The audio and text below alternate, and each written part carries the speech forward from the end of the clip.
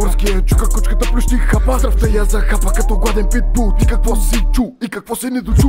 Няма значение, ще и правя поколение. Това е по-голямо извращение от погребение. Свършва ми в устата на пейката в махалата. Да ги гота децата, гота децата. Ах, каква е пълна мръсница. Не просто тройка надъхана на петица. По лоялност пиша двойка, но по свирки пиша шестица. Леко небрежно в пахлича си бръмкам, леко небрежно венеца си търкам, леко небрежно в путката бъркам, леко небрежно газа ти ще шмъркам. Челата ми кариера, зареден е револвера.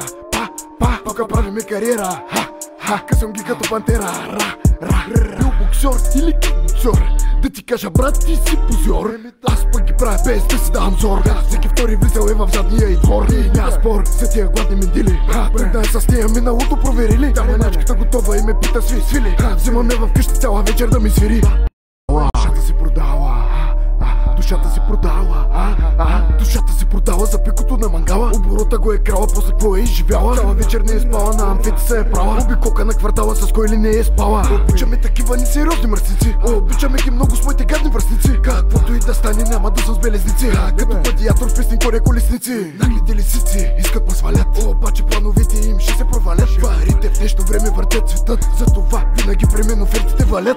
И пък сега, какво си помисли? Ние правиме всичко без задни мисли. Как да ми писни от тоя поглед, путката и отново на оглед. Направо съм потресен, няма го морала. Изобщо не е пука, с кой е заспала. Направо съм потресен, 21 век. Направо съм потресен, ко стана е лек.